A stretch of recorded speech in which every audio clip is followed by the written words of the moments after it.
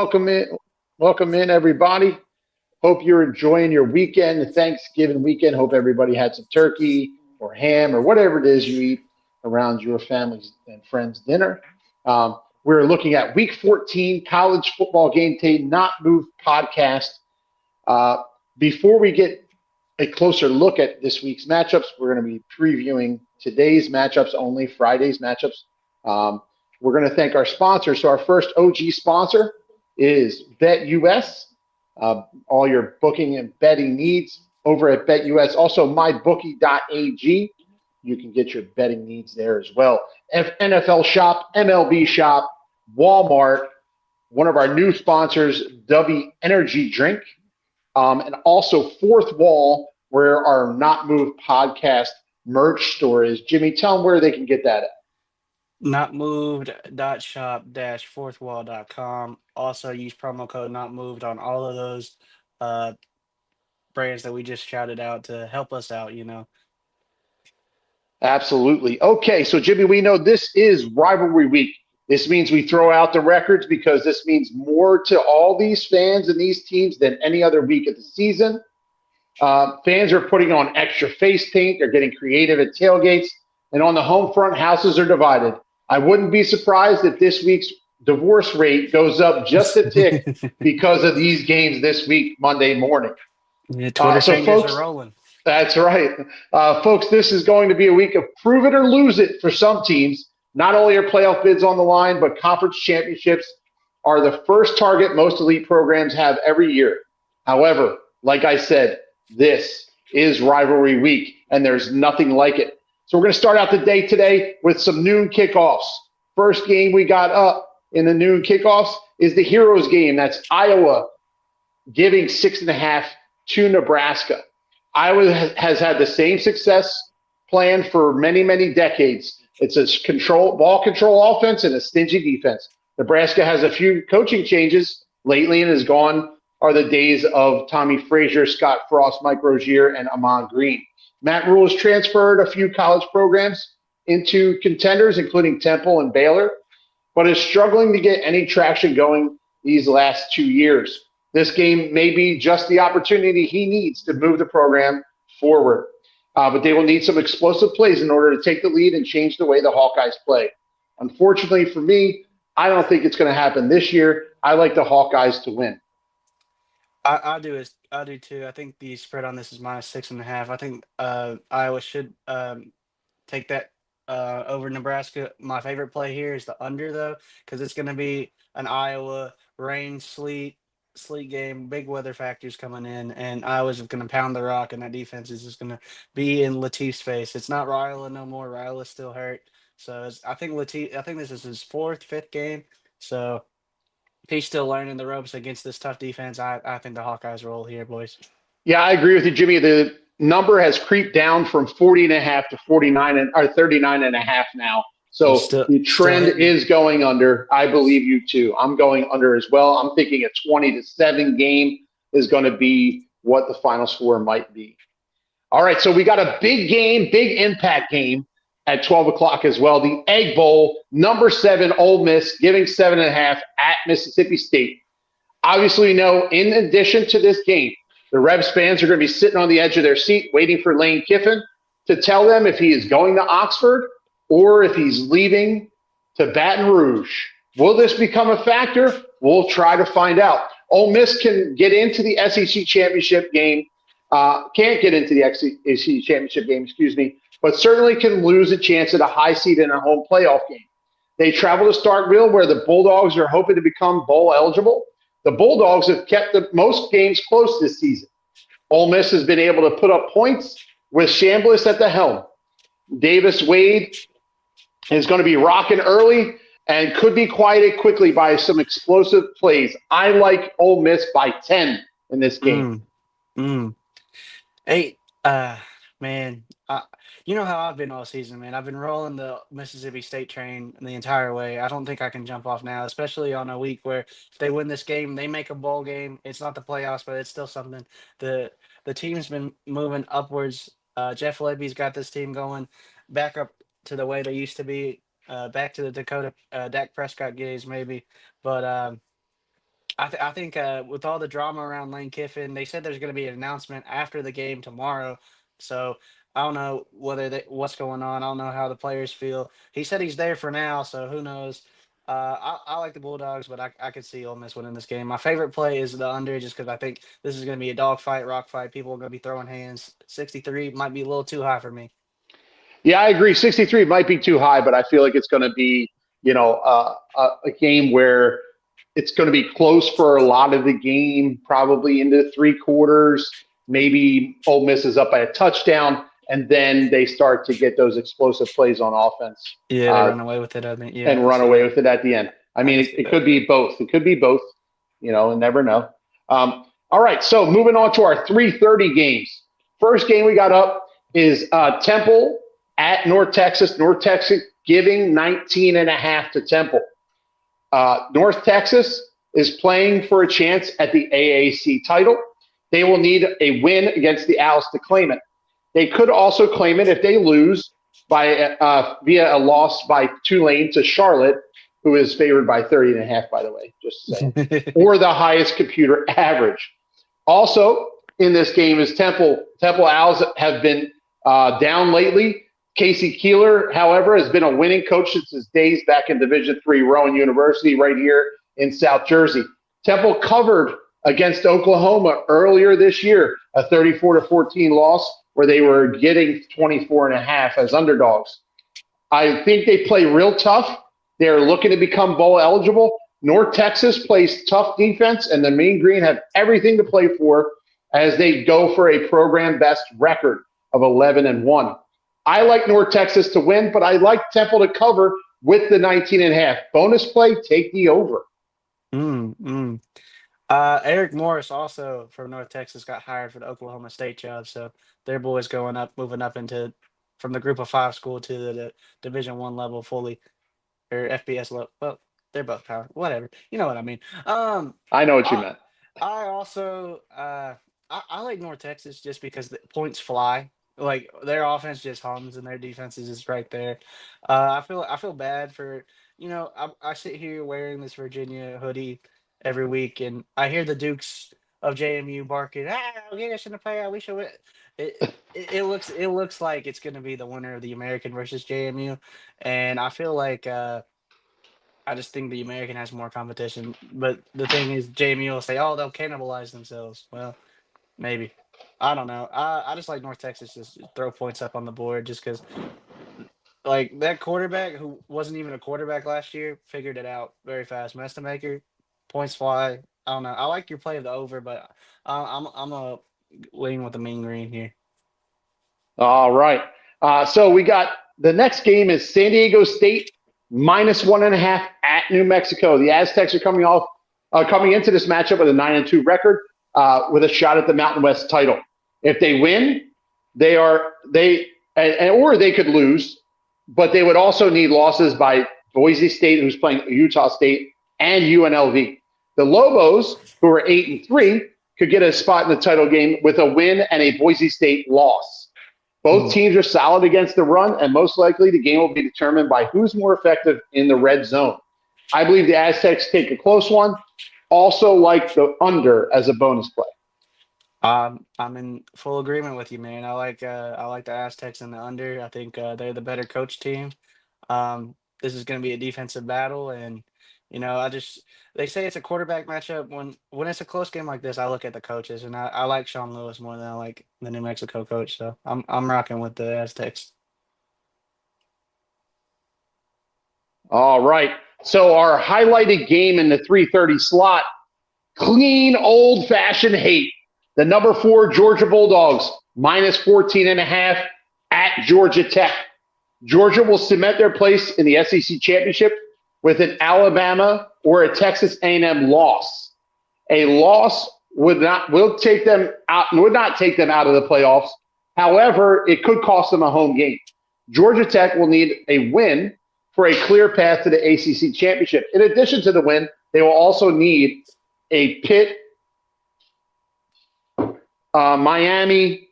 win against Miami and a Virginia loss versus Virginia, the technical school in Virginia. and an SMU loss to California. I think Georgia wins by 20. Yeah, the line's flown up. It started off at like 13. It's up to 15 now. I think Vegas is telling you what's going to happen. The over is also a decent play just because I mean Haynes King will keep put points on the board. His Georgia defense hasn't been like astounding like the Georgia defenses of old, but this Georgia Tech defense is just so bad, just so bad. And I said I wasn't going to say Tech, and here I am saying it 4 times. So screw me. Darn it. The Yellow Jackets to get slaughtered. All right, Jimmy. Everybody makes a mistake sometimes. All right, so moving on to the 7:30 games, the battle for the old Oaken bucket. So if you guys don't know this, I looked it up. Jimmy didn't know it as well. It is the battle of number 2 Indiana giving 28.5 at Purdue. Indiana earns a spot in the Big Ten championship with a win or an Ohio State loss. Last year, the score of this game was 66-0 Hoosiers. And the Hoosier squad this year is even better than last year as they're in the top 10 in yards per game on offense and defense, also in the top 3 in scoring offense and defense. If that's not enough to make you want to take the Hoosiers, they also force the most turnovers in the nation. Purdue is winless in the conference and has a 2-8 record. Hoosiers by 49. Yeah, they're trying to get Mendoza in that Heisman conversation, move him up the ranks. I think this is a show out spot for Indiana. 28 is just not enough. It'll look to it be like I don't think they're going to put many points as Notre Dame did last week, but they might put up 60. Yeah, I totally agree.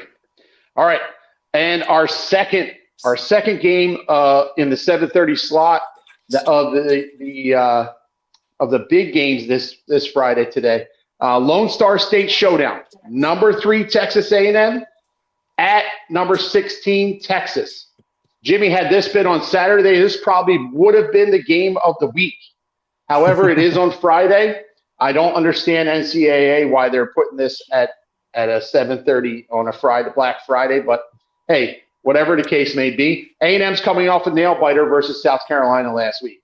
They were down 30-3 at half, and they came back and won the game. Texas could come into the college football playoff picture if they get a win, but has owned this rivalry as well. 77-37-5 is the record. Marcel Reed has been phenomenal most of the year. Manning has been more effective since their opener, as everyone questioned whether he was going to live up to the hype. I like both defenses here. So we're going to see who's going to be able to play ahead in this game. Whoever can play ahead, I think, is going to be the one who's going to win the game. Third down performances is going to be who is going to take the advantage. Can Manning or Reed keep their drives going? I like the under in this game. Everything else is just not clear enough for me. This is the best game of the weekend, in my opinion. Let me clear it up for you, man. All right. How. Cash is how. It's going to be on Arch Manning like white on rice, man. He's I'm telling you, man, this A&M defense is like that. I think they're going to cause problems for Arch Manning. I was kind of hating on him a little bit early in the season. I'm like, I don't know if their secondary is good, but I've always said that defensive line is a unit. It's a problem. Yeah. And I think they got first-round talent on that team. And this is the first time since I don't even know if they've ever had a 12-0 season before.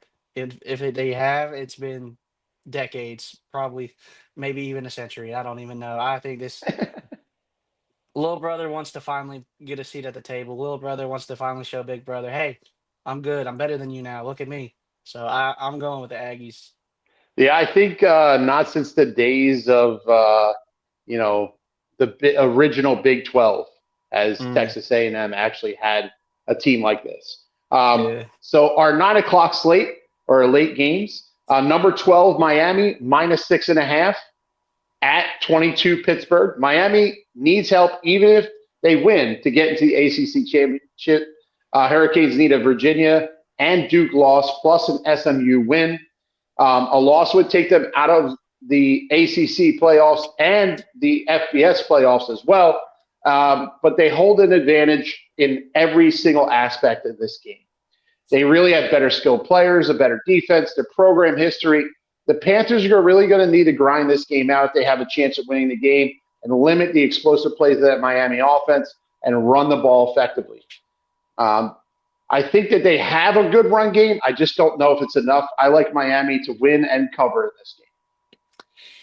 Yeah, Pat Narduzzi's like, I only care about these next two games, but your next two games were you got Miami the last one, and the skill and this the skill gap like from player to player is just it's a lot. Ruben Bain's going to be all over um, Heinz, bro. I just think the sheer size and line advantage that Miami has, it might be too much for Pittsburgh. I would love to see Pittsburgh win, but I don't think it happens. I can't with my chest say I'm taking Pittsburgh money. Like no, I can't do that. But Miami's tends to fold. We've seen them fold in these positions before. Krista Ball. Maybe it comes to fruition, but I'm taking Miami, leaning that side. But I should take Pitt just because Miami's a horrible excuse for ACC champion or ACC representation, even because all they do is complain. That's right. They have the 43rd schedule in college football. Notre Dame has a better strength of schedule, and they don't like it. That's all there is Yeah. to it. All right. The Well, last they also game today. just Yeah, win your games, dude. If you right. won your games, this wouldn't be a conversation. Exactly. I mean, their losses are way worse than the Notre Dame losses, that's for sure. Yeah. So the last game of the week or the Friday is the Territorial Cup. I don't know if you knew that either, Jimmy. Number 25 Arizona -1.5 versus number 20 Arizona State. Arizona State will need help even if a victory occurs here. They will also need a BYU loss or a win and a Texas A&M loss and a Utah loss. So a lot of help here will be needed for them to get into the playoff picture for their conference. Arizona has a solid offense that's led by Noah Fafita at 408 yards and 34 points a game. The Wildcat defense has played very well against the pass.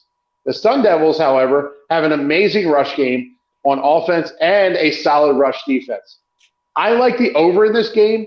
If I had to choose a winner, though, I'm going to say that the Sun Devils come up short. Arizona wins by a field goal. I like your Arizona pick. I agree with you. The showdown in the desert, that's what I always refer to it as, the Mm-hmm. territorial. So Yeah. I like Arizona just because Sam Levitt's not playing for State, and I don't know how good this new quarterback is. Hand up, I haven't really been watching them since they took Sam Levitt out. So I think I lean more towards Arizona just because I like the defense. Fafita's been playing been having a good season, bit underrated, but I think they'll pull it out here and make a good statement win. Yeah, I can't agree with you more. I think that they're still going to need help to get into the championship game, but I think Arizona's just had more consistency on the Hmm. offensive side of the ball, which is a lot of the influence goes towards that in the college football game Yeah. today. Although Jordan Tyson is still nasty, I don't know. It don't matter who's throwing him the ball; he's still going to get his. That's true. That is true. All right. Before we wrap it up, let's once again thank our sponsors, BetUS. You can get all your betting needs along with MyBookie.ag, NFL Shop, MLB Shop, Walmart, W Energy Drinks, and Fourth Wall, where you can get all your Not Move podcast merch store. Anything you want to wrap up here, Jimmy? Tune in tomorrow for the Saturday morning games, or the Saturday games. We're gonna do it again tomorrow. And just make some money, beat Tech. That's all I gotta say. Beat Tech.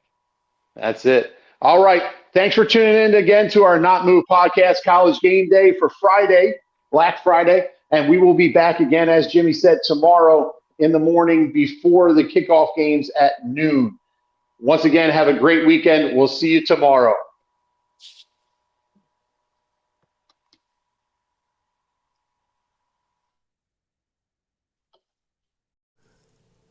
This non-casual podcast may not be reproduced, retransmitted, or reused without the authorized written consent of the Not Move Podcast Network. Thank you, and we hope you enjoyed today's broadcast.